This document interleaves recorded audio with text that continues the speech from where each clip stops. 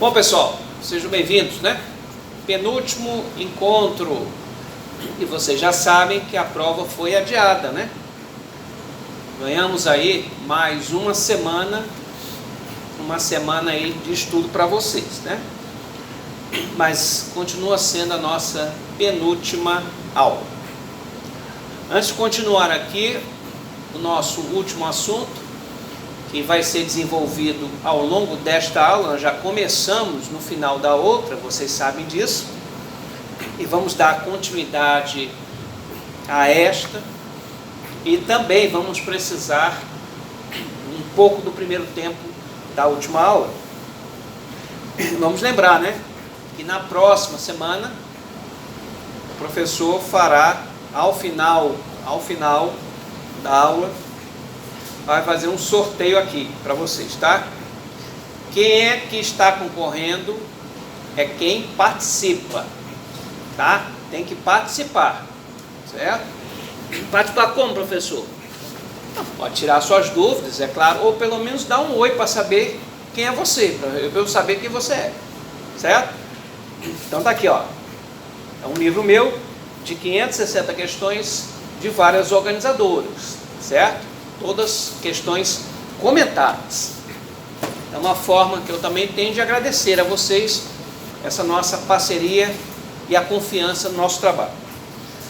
Até agora estão concorrendo a Catiana, Giovanni Martins, Paulo Filho, a Raíza Salles e o Leonardo Honorato, né, Leonardo? Você já se manifestou aí, beleza? Então vamos lá. Bom, nós paramos na parte referente aos princípios e ficou faltando a gente conversar sobre estes aqui. Na verdade, nós não falamos muitos princípios. Vamos agora dar o arremate aqui. Para você entender o que é uma licitação, você precisa conhecer os princípios, certo? Então vamos lá. Princípio da vinculação ao instrumento convocatório. Lembrando que tem aí na página 47, né?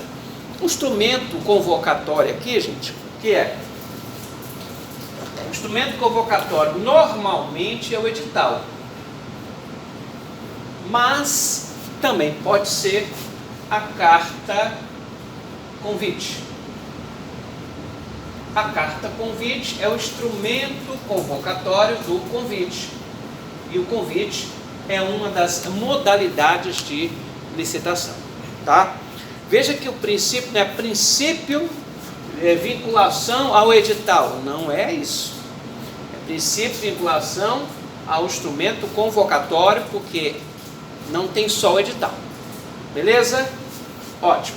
Esse princípio é bem simples, né? Está no artigo 41 da lei, que diz assim: a administração não pode descumprir as normas e condições do edital a qual se acha estritamente vinculada. Atenção! A administração pública lança o instrumento convocatório e ela está vinculada a esse instrumento. Ela não pode criar outras regras diferentes daquelas que existem nesse importante documento. Agora, este princípio não se aplica apenas à administração pública, também se aplica aos licitantes. Perfeito? Ótimo. Aí no material de vocês tem note bem, uma observação que diz assim: revelando-se falho ou inadequado o interesse público, o edital, a carta convite poderá ser corrigido, reabrindo-se o prazo para a entrega dos envelopes. Então, havendo qualquer problema acerca desse instrumento convocatório, alguma falha, pode a administração pública, através de um ofício, pedir o instrumento convocatório novamente, fazer a correção devida e relançar esse instrumento convocatório, reabrindo os prazos para a entrega dos envelopes. Esses envelopes, na verdade, diz respeito à habilitação, que é toda a documentação exigida pela lei, e um segundo envelope que diz respeito à proposta de preços. Perfeito? E esse, no caso aí, é o julgamento. Por falar em julgamento, vamos lá, julgamento objetivo. Olha o que diz o material: julgamento objetivo é o que se baseia no critério indicado no edital. Critério. Quando fala critério, o que quer dizer? Critérios são os tipos de licitação. Que tipos são esses, professor? Vamos lá. O tipo mais comum, mais usual, menor preço. Qual é o outro? A melhor técnica. Qual é o outro? A técnica e preço. E qual é o outro, professor? O maior lance ou oferta.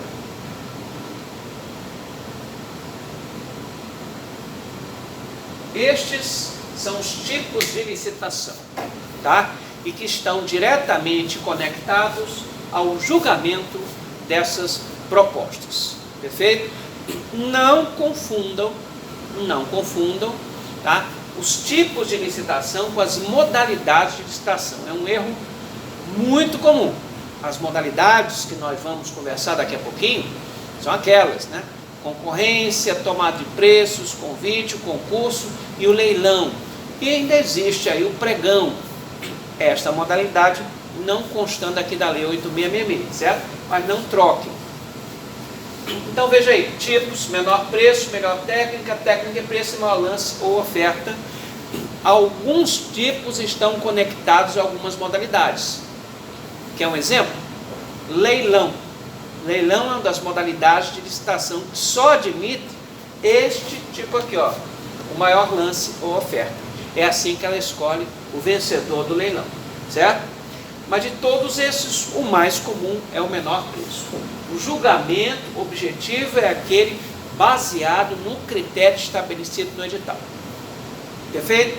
Se o edital amarrar que é o menor preço, eu não posso escolher, né, ter como julgamento outro critério senão este.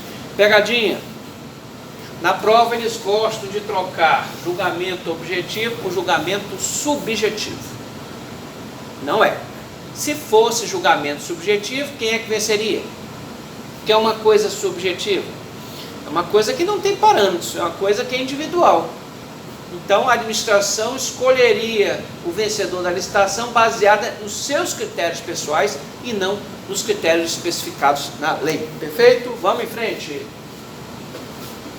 eu ver se tem mais alguma observação do julgamento objetivo. Só lembrar aí o artigo 44, né? E o 45 estabelece isso. Tem uma observaçãozinha também no material: na ausência de critérios, presume-se que a licitação é de menor preço. Na elaboração do edital, se por acaso esqueceram de colocar o tipo, presume-se que é o menor preço. Vamos lá. Esse aqui é bem rápido, o princípio da competitividade. Não existe licitação se não tiver competição, certo? Se só tiver um único fornecedor de um determinado produto que a administração pública quer adquirir, se só tiver um, não tem competição, certo? Para que haja licitação, precisa haver a competitividade. Veja aí, ó. A doutrina menciona a competitividade como um dos princípios norteadores, cardeais, né, da licitação pública, afirmando ser a essência do procedimento. Não tendo competição, não há possibilidade de haver licitação. Mais uma vez, um importante artigo. Artigo 3º, parágrafo 1º, inciso 1º. Todos da lei, né? Olha aí. É vedado aos agentes públicos admitir, prever, incluir ou tolerar nos atos de convocação cláusulas ou condições que comprometam, restringam ou frustrem o seu caráter competitivo e estabeleçam preferências ou distinções em razão da naturalidade, da sede, do domicílio do licitante ou de qualquer outra circunstância impertinente ou relevante para o específico objeto do contrato. Inclusive, no nosso material nós colocamos aí o artigo 90, que tipifica o crime. Olha aí, frustrar ou fraudar mediante ajuste, combinação ou qualquer outro expediente o caráter competitivo do procedimento licitatório. Aquela história, tá, de empresas fazerem uma combinação dos valores, certo? Então, todo mundo já sabe qual o valor que a outra vai apresentar, tá? Já sabe quem é que vai apresentar o menor preço, e dentro de um esquema fraudulento, tá? Você pensa enquanto cidadão, né? Você acha que está tendo ali uma competição e na verdade é um jogo de cartas marcadas. Isso acontece, infelizmente, muito aqui no país. Por isso é que o Ministério Público, é por isso que a polícia, as polícias devidas, estão sempre aí fazendo operações e prendendo essas pessoas, empresas e servidores públicos. E lembrar também que frustrar a licitude de uma licitação, frustrar um procedimento licitatório ou dispensá-lo indevidamente é ato de improbidade administrativa. Dá uma olhadinha lá na Lei 84/29, que nós já conversamos. Procure lá, tarefinha, procure na 84/29/92, que é a Lei de Improbidade, qual é o artigo e qual é o inciso que fala que é improbidade frustrar o procedimento licitatório. Depois vocês me digam aí, tá bom? Só lembrar aí que a pena de 2 a 4 anos é multa. Procedimento formal é bem simples, não tem muito o que se dizer, tá? O parágrafo único do artigo 4º fala aí, ó, na página 48. O procedimento licitatório previsto nessa lei caracteriza ato administrativo formal, seja ele praticado em qualquer esfera da administração pública. Eu me lembro, gente, já se fazem bastante anos, o meu primeiro dia, onde eu assumi um cargo de procurador jurídico de uma fundação aqui do município de Fortaleza. E uma das primeiras atividades, uma das primeiras missões que eu tive, foi a elaboração de um edital de licitação. E eu me lembro que tinha um servidor já, aqueles antigões, né, aqueles já experientes, e que me disse, olha cara, para elaborar isso aí é uma receita de bolo, é só você pegar 866 e seguir literalmente o que está lá. E realmente, gente, se você quer participar de uma licitação, se você quer conhecer como a licitação funciona, está tudo previsto nessa importante lei 8666/93, tá? Então nada em licitação é solto, há um extremo formalismo em cada um dos procedimentos. E o último, ou melhor, penúltimo, princípio do sigilo das propostas. Sigilo da proposta está conectado aí com o princípio da publicidade, né? Olha aí. Este princípio decorre da própria lógica do procedimento e encontra-se enunciado, embora indiretamente, no artigo 3º, parágrafo 3º, que, ao propugnar, estabelecer a publicidade das licitações, declara, atenção, importante, públicos e acessíveis ao público todos os atos do seu procedimento. Só que tem o tal do salvo, aí que mora o perigo. O que é sigiloso no procedimento licitatório? O conteúdo está aí, ó. O conteúdo das propostas. Como você já sabe, é entregue 2 envelopes. O primeiro está ligado à habilitação e o outro está ligado ao julgamento. Da habilitação, você tem toda a documentação exigida. Aquela enormidade de documentos, o que mostra, o que faz que não participa de licitação não é quem quer não, gente. Não é qualquer empresa que consegue reunir toda essa documentação que a legislação impõe. E mesmo assim ainda existe risco de fraude, vocês sabem disso. E um outro envelope com a proposta de preço. Embora a lei estabeleça que este envelope tem que estar sigiloso até o dia marcado para a abertura e o conhecimento das propostas, você também pode considerar que a documentação também é sigilosa lá dentro do envelope. Não pode ser devassado. Mas a lei, ela foca mais com relação ao envelope com a proposta de preço. Tanto é que coloca como crime, artigo 94. Devassar, que é a mesma coisa que quebrar o sigilo. Devassar o sigilo de proposta apresentada em procedimento licitatório ou proporcionar terceiro ensejo de devassá-lo. Detenção de 2 a 3 anos e multa. Então, veja que é crime.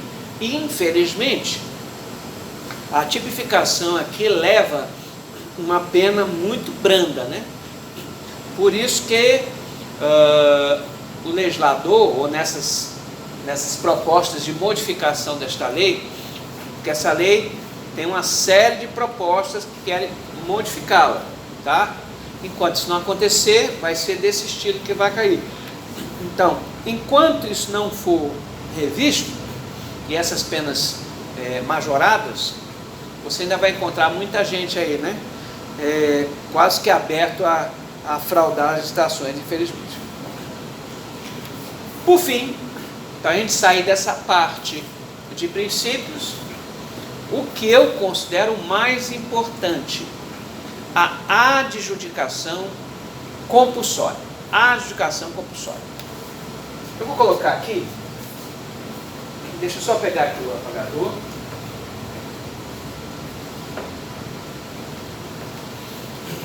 Eu vou colocar bem aqui.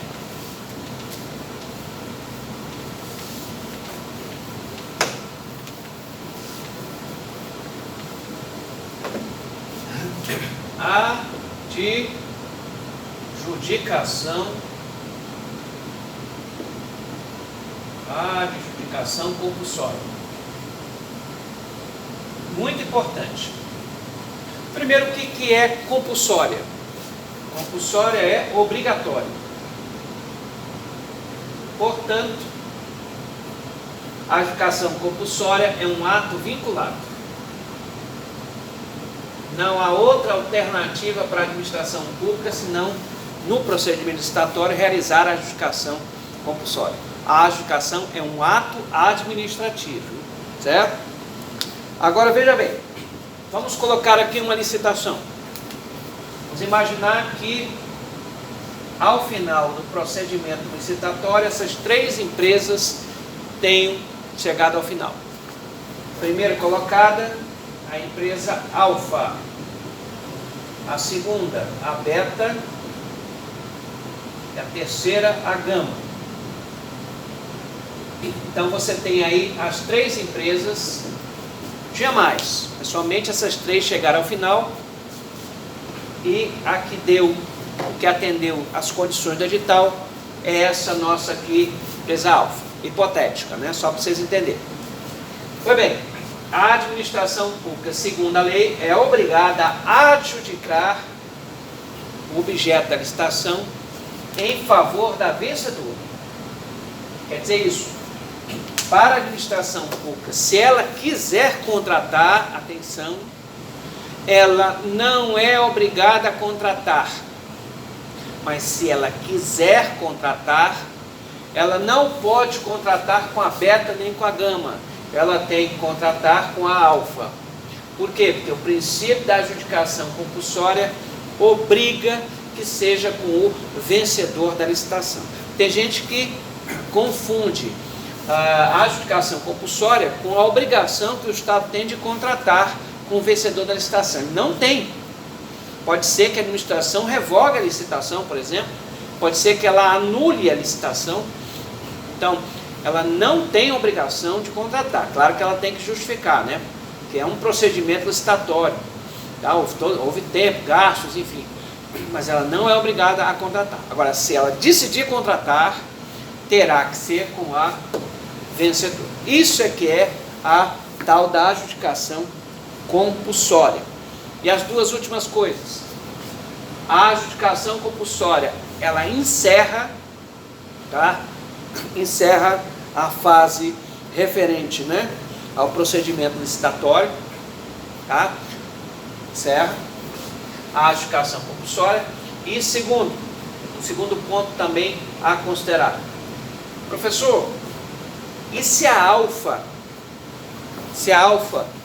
foi adjudicada em favor dela? Ótimo. Se lá na frente a administração pública for chamar a alfa, essa empresa que está adjudicada em favor dela, e ela desistir, ela não quiser mais, o que vai acontecer? Neste caso, a administração não pode obrigá-la a contratar, mas haverá sanções, haverá consequências. Claro que vai ser aberto um processo para que a alfa se justifique o porquê dessa conduta, e se ficar provado que houve má fé por parte da empresa em não contratar, então o que é que faz? Então, nesse caso, você pode chamar a beta, a segunda colocada, desde que aceite o preço da alfa. Se a alfa diz que vai fazer a 10 mil reais e a beta a 11 mil, a alfa não quer mais, então a beta pode ser contratada, mas tem que ser por 10 mil. Entendeu? Ah, mas a beta não quis, tudo bem, vai para a gama. Claro que fica cada vez mais difícil, né? Essa contratação. Ah, mas ninguém aceitou, ninguém quis mais. Aí paciência. Aí tem que se fazer uma nova licitação. Perfeito? Então é isso aí, gente. Então fechamos essa parte referente aos princípios. Vamos ver se tem alguma dúvida aí.